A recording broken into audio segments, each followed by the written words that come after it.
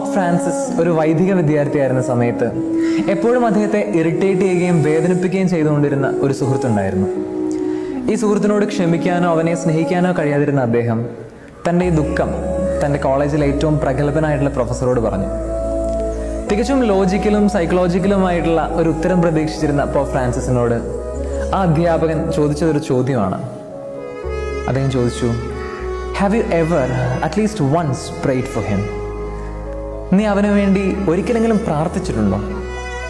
ഉത്തരം ഇല്ല എന്നുള്ളതായിരുന്നു. Prayer works miracles. നമ്മുടെയും മറ്റുള്ളവരുടെയും ഹൃദയങ്ങളെ മാറ്റാൻ പ്രാർത്ഥനയ്ക്ക് കഴിവുണ്ട്. നമ്മുടെ ജീവിതത്തിൽ ഇതുപോലെ നമ്മളെ ഇറിറ്റേറ്റ് ചെയ്യുന്ന ചില മനുഷ്യരുണ്ടാവും. ചിലപ്പോൾ അത് നമ്മുടെ ഒരു സുഹൃത്താകാം, കൊളീഗ് ആകാം, ക്ലാസ്മേറ്റ് ആകാം, ടീച്ചറാകാം, ബോസ് ആകാം, ഇവൻ നമ്മുടെ ജീവിത പങ്കാളി വരെ ആകാം.